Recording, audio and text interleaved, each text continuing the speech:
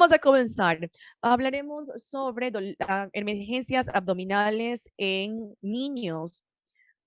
Tengo mi información aquí. También me gustaría colocar un tipo de incluir algún punto que tengo lo suficiente dinero como para poder evitar ser o dedicarme solamente a dar presentaciones, pero eso no es lo cierto. En esta presentación que va a haber información sobre Mike McWay y también vamos a utilizar imágenes propias del laboratorio, el lugar donde trabajo. Hablaremos sobre el dolor agudo, que es una afección grave dentro del abdomen por un inicio repentino y ocurre en niños muy diferentes que en comparación a los adultos. En los niños ellos no pueden comunicar su dolor. La distensión abdominal y el vómito puede sustituir la capacidad del niño de comunicarse verbalmente. El dolor abdominal y las quejas abdominales con vómitos son muy comunes en los niños, puedo decir del 2 al 5%, casi 10% de los niños se quejan con algo referente al abdomen. Muchos es algo, una afección menor. Sin embargo, el poder identificar a ese niño con una causa grave y potencialmente mortales. Eso es como si fuese una aguja en un pajar. Y nos gustaría que la aguja sea esa, como la aguja que ven en la imagen, una pequeñita aguja, por decir lo mínimo, en un pajar. Sin embargo, eso no es así. Es importante identificar de antemano cuáles son los pasos para identificar rápidamente al paciente. Es importante descartar apendicitis y la invaginación intestinal. Los vómitos en neonatos pueden darse tan temprano como a la edad de 4 días. Este niño, por ejemplo, el bebé de edad presenta heces con vetas, con rayas de sangre y se encuentra que tiene fiebre de bajo grado. Pero luego el niño tuvo un periodo de émesis verde y nosotros tuvimos que excluir lo que es una émesis biliar y determinar ahora qué seguimos. ¿Cuál es el diagnóstico diferencial? En una sala de emergencias solamente me dan una oportunidad para este paciente. Tengo que pensar lo que es más común, pero también tengo que pensar en aquellas cosas que no quiero dejar por alto, porque si la dejo por alto, el paciente puede estar en graves peligros. En niños pequeños nos preocupamos de estenosis pilórica, malrotación con vólvulos de intestino medio, enterocolitis necrotizante. Sin embargo, es más común en prematuros, enfermedad de Hirschsprung, que voy a hablar luego. Y luego también el vómito es un síntoma no específico. El niño no le va a decir dónde le duele, lo que está ocurriendo, así que hay que empezar ampliamente sobre diferentes aspectos más allá del abdomen. Meningitis, trauma en la cabeza, problemas metabólicos a una edad temprana, pero al mismo tiempo debemos de considerar lo más común. Por ejemplo, si el niño tiene reflujo, tiene reflujo gastroesofágico, ya que el niño no está comiendo. Pero en los primeros días de vida, eso es lo más común, un reflujo gastroesofágico. Enfermedades virales o por intolerancia a la fórmula. Esos son los puntos más comunes.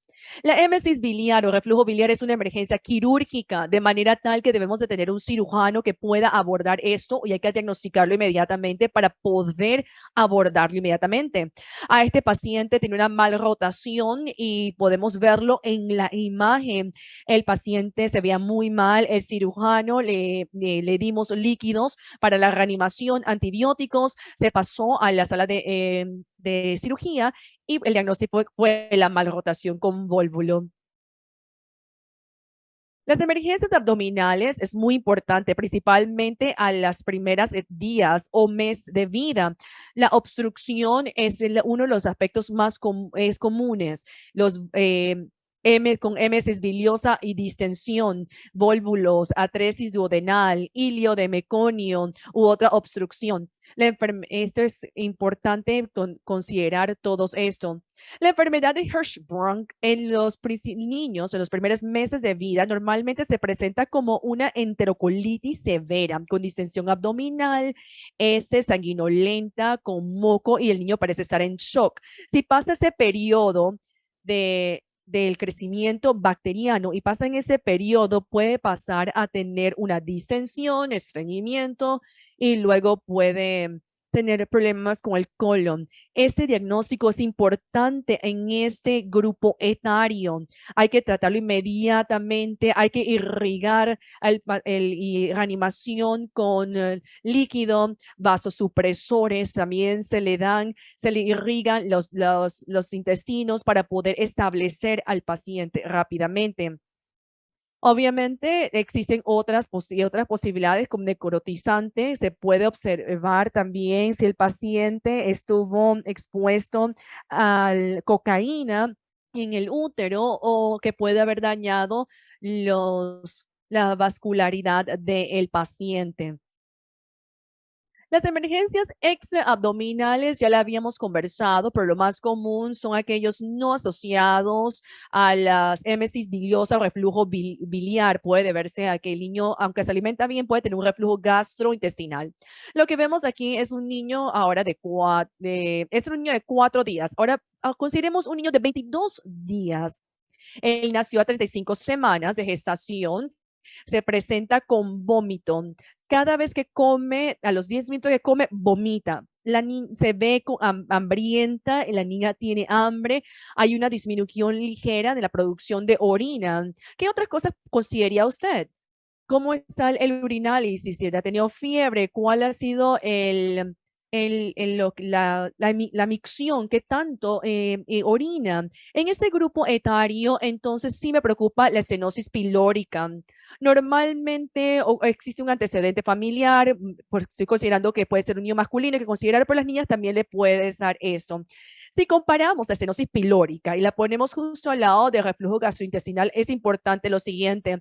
La estenosis pilórica es no biliar y es enérgico, proyectil el vómito. Yo le pregunto, si coloca al niño sobre su regazo, ¿hasta dónde llega el vómito? Llega hasta sus pies, llega hacia el piso y el padre puede decir, no, me queda encima mío. Entonces, eso no es estenosis pilórica. Cuando es reflujo gastrointestinal, es no biliar, pero el vómito queda en el mismo área.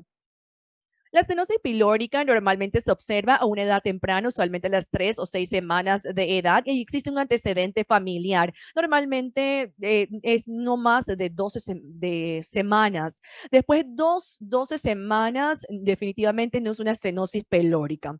O sino que el niño haya sido expuesto a mitomicina u otro tipo de antibiótico. Para este momento, ya con estenosis pilórica va a haber una disminución de heces y orina. En la persona con la estenosis pilórica, normalmente es un niño que tiene hambre, el niño está aumentando de peso y va a aumentar de peso en comparación con el niño con reflujo, de manera tal que esto nos permite hacer un diferencial. En ese entonces, cuando yo estaba en la universidad, no habían electrolitos. En realidad se acababa de estar disponible en el mercado. Nosotros lo que hablábamos era como alimentar o volver a llenar el volumen en una oliva. Nosotros hoy día ya tenemos lo que son ultrasonidos y nos permite evitar un proceso invasivo. Nosotros hacemos el diagnóstico a una etapa temprana de manera tal que ya no utilizamos las técnicas que utilizaba yo cuando estaba al inicio. Esos pacientes normalmente terminan con una alcalosis hipoclorémica, generalmente con el potasio bajo. El cirujano y el anestesiólogo es importante tener electrolitos cuando se hace este diagnóstico, porque si el niño está en este estado, va a necesitar reanimación con volúmenes antes de entrar a una sala de emergencia. Se puede colocar una sonda gástrica y poder hidratar el paciente y llevarlo a la sala de operación. Si considera una estenosis pilórica y no hay ultrasonido para poder confirmarlo, si usted tiene sus estudios de vuelta y todas las pruebas laboratorias salieron normales, pero si el niño tiene hiponatremia o hipercalcemia, entonces normalmente eso debe ser tratado de manera muy diferente. Y es un niño normalmente con hiponatremia o hipercalemia va a entrar en shock rápidamente y hay que hacer una reanimación de volumen. En la estenosis pilórica, el diagnóstico o el estudio diagnóstico es ultrasonido, eso es muy importante, y esto es lo que vamos a ver. La mayoría de los radiólogos, aún en hospitales generales, vemos que los radiólogos tienen 100% de sensibilidad y 100% de especificidad, pero ¿qué pasa con personas que apenas están entrando, no están tan capacitados? No, en comparación a muchos de los colegas en Europa, hay mucho avance, pero también lo que vemos es que medicina pediátrica es donde hay un estudio llamado PEM con una muestra de 77 con un SN y es sensibilidad y especificidad del 100%, pero no se ve y podían identificar todas las estenosis pilórica. Muchas veces no es identificado de manera tal que todavía se requieren mayores estudios para el diagnóstico. Así es como se lo ven, elongado, grueso y nada lo cruza. En pacientes más grandes, normalmente es algo benigno. Y en la gastroenteritis viral, nosotros pasamos un periodo de rotavirus con números récords y tenemos una gran cantidad de datos de niños en el mes de abril que tuvieron gastroenteritis. No, todavía no sabemos por qué. Parece un déficit inmunológico de las personas de no haberse estado en contacto por los últimos 2 años, porque en abril hubo un pico de gastroenteritis, normalmente acompañado con diarrea de 12 a 24 horas, y normalmente acompañado con fiebre, y vemos que el niño pudiese tener lo que es reflujo gastroesofágico. Si el paciente solamente tiene vómito o el vómito se detiene y tiene diarrea o la diarrea determina, pero él tiene vómito con dolores de cabeza o está letárgico, entonces es importante considerar una presentación atípica, de manera tal que hay que considerar el diagnóstico diferencial. Si hay una intususcepción, otros procesos abdominales, hay que pensar más allá de solamente el abdomen. La intususcepción es un desafío, principalmente en niños pequeños, porque no es específico. En el primer año de vida vamos a ver niños somnolientos. En ese momento hay una alta nivel de quizás de endorfinas que puede estar causándole la somnolencia. Hay que considerar esta posibilidad. Quizás se va a hallar una masa en el cuadrante inferior derecho, pero si el niño empuja las piernas hacia arriba y tiene lo que es un excremento con mucho, como gelatinoso, entonces hay que considerar isquemia. Ahora hay que considerar, esto es una intususcepción o gastroenteritis. Todavía hay que hacer una diferencial. ¿Qué tal un rayos X gástrico? Lo puede hacer, le puede ayudar, pero sin embargo, un niño con una invaginación intestinal o una intususcepción normalmente solamente se diagnostica, se ve normal en 20% de los pacientes con intususcepción. Hubo un estudio que se realizó en el niño en posición prono y se le hace el estudio y se encuentra aire en el colon ascendente en las 3 visas, entonces ahí tiene un valor predictivo negativo del 100%. La mayoría de lugares no lo hace, sin embargo, es algo que usted puede tener acceso si no tiene ultrasonidos disponible. Tuvimos el ultrasonido de vuelta y es muy probable que hoy día salgan más ultrasonidos, pero una sala de emergencia muy ocupada, eso nos ayuda. Es importante primero determinar qué tan bueno es el radiólogo y qué tanto es usted en la interpretación. Existen diferentes signos, como el signo de la horca, También podemos ver en la imagen longitudinal un signo de sándwich. Otras veces se ve como un signo de pseudo riñón. Si usted sabe cómo se ve un riñón, es como un pseudo riñón. Y también el signo donut ecogénico. En la imagen transversal, el PEM, la especificidad es alta. Normalmente, poseemos el radiólogo o se toma en consideración el PEM. El estándar de oro sigue siendo enema de contraste. Hoy día utilizamos aire, que es más seguro que los enemas de contraste. Por si se hace una perforación, no hay problemas con peritonitis u otro tipo de eventos. Normalmente se le coloca líquidos intravenosos. Es un procedimiento seguro para el menor. Normalmente se le hace saber a los cirujanos que estén presentes o que por lo menos sepan que puedan intervenir inmediatamente en caso de un problema. Algunos lugares le dan antibióticos, nosotros no, principalmente si hacemos contraste con aire, ya que hay una baja tasa de perforación. Analgesia, bueno, muchos dicen que es un procedimiento doloroso y algunos dan morfina.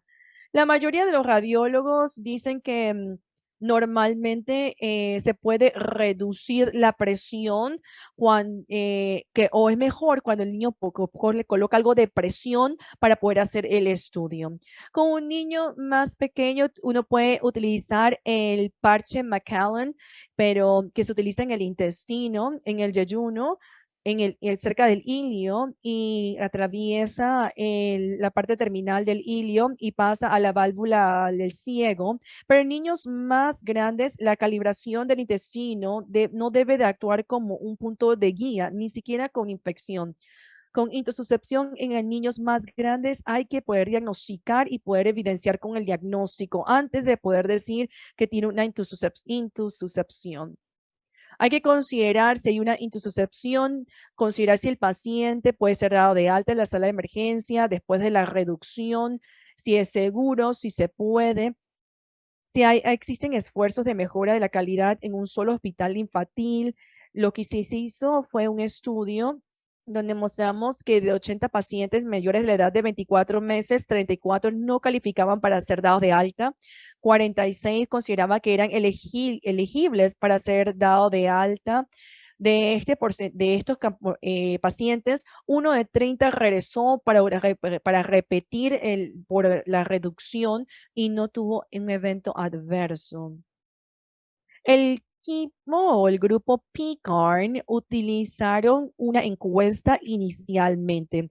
Revisaron todas las quejas y el diagnóstico. El dolor abdominal representaba el 5% de la queja en los niños mayores que ven a la sala de emergencia.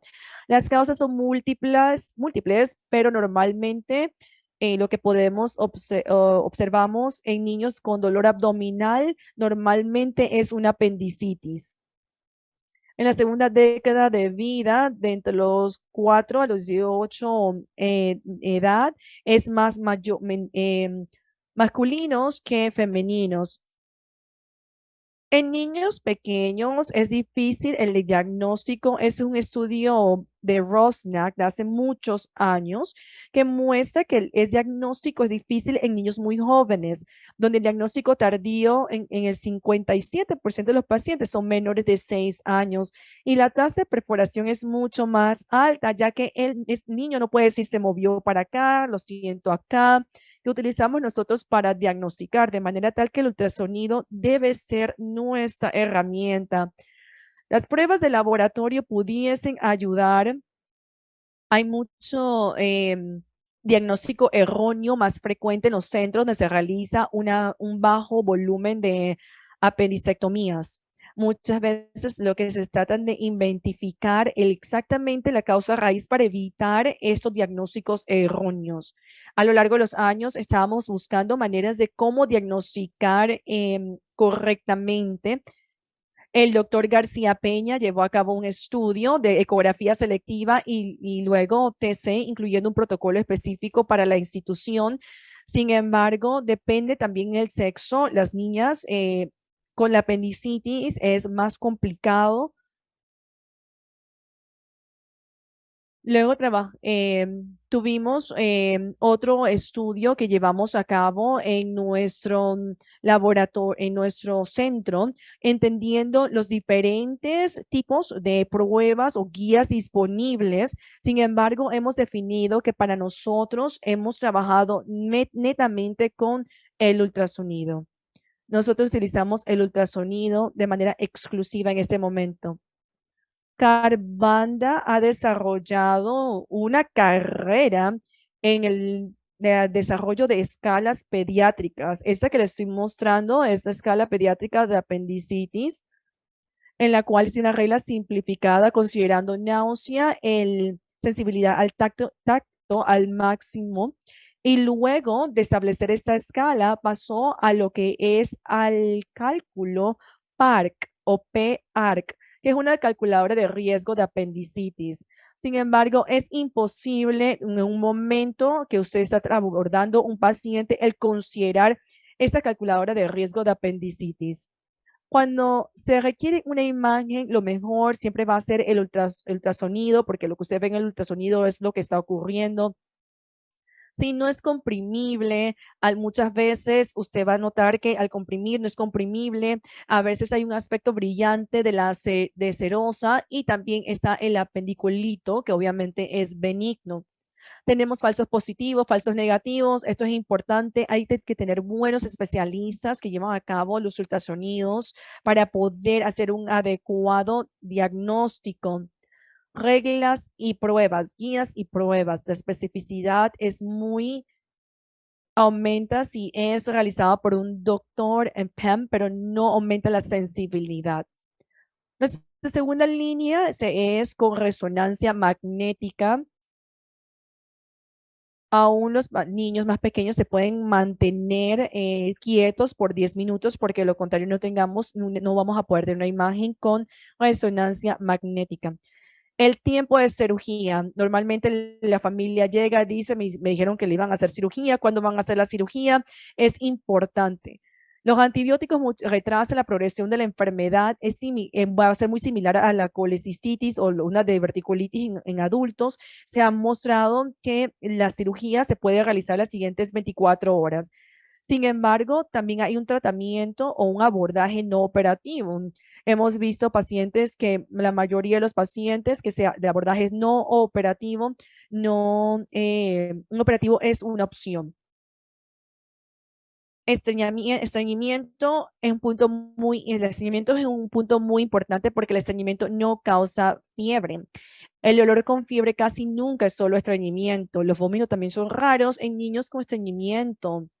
Es muy importante evaluar el niño. Los niños con apendicitis normalmente sí se van a ver enfermos, se va a ver enrojecidos. El niño no se va a calmar. El niño es un niño que va a tener se va a ver enfermo. Y hay que considerar la torsión, que es también una posibilidad, principalmente la torsión en los niños y también en las niñas, torsión ovárica.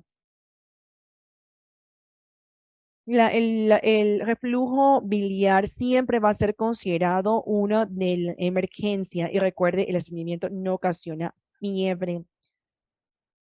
A los doctor Saldaña, a los organizadores, Hospital Paitía, muchas gracias.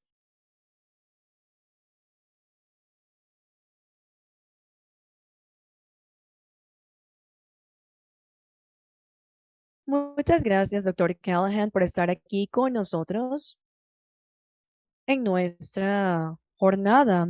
Tengo una pregunta. ¿Qué tan común es ver intusepción?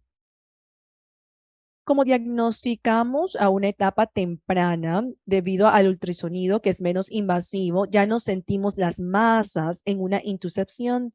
Lo que yo diría es que probablemente se siente en un niño que está en casa y que llega a una atención médica o el niño que regresa varias veces porque no lo consideramos las primeras veces, de manera tal que es después que se hace la palpación y se siente la masa y solamente ocurre como un 20%. En la mayoría de los niños no se siente la masa. Algo interesante es ver cómo cuando yo estudié medicina hace mucho tiempo atrás, La apendicitis era cirugía en ese momento. Hoy día se ven más y más ejemplos que con antibióticos podemos esperar 24 horas. ¿Cuándo ustedes comenzaron a cambiar esto también? Muy bien. Em, cuando estaba trabajando en New York, en el Hospital del Niño, y nuestros cirujanos ahí, recuerdo era sala de emergencia, llegaron los cirujanos, el niño necesitaba cirugía, algunos venía para hacer la cirugía, otros simplemente no venían y debido a que no teníamos cirujanos, entonces teníamos que tratar y ahí fue que comenzamos a abordarlo con los antibióticos. Y comenzaron a decir aquellos que no tenían la presencia de un cirujano que podía intervenir inmediatamente al paciente y le dimos antibióticos, vimos que al día siguiente el paciente veía una mejoría similar a la colecicitis en adultos, es algo que estamos haciendo por muchos años. Se le da el antibiótico y al día siguiente pueden salir, pero la realidad es que en nuestro hospital se espera hasta la tarde y si no hay perforación, entonces se queda. Y el estudio SHOP nos muestra que esto es posible. Lo que se le dice a los padres es que hay que rehidratar al niño, ya que ha estado enfermo 1 o 2 días completamente deshidratado. Hay que rehidratarlo de manera tal que cuando se le dé la anestesia no haya un bajón de la presión. Cuando se hace la cirugía, normalmente es laparoscópica y de 24 o hasta 48 horas salen, inclusive antes 12 horas. Muchísimas gracias. Era nuestra última pregunta al doctor Callahan.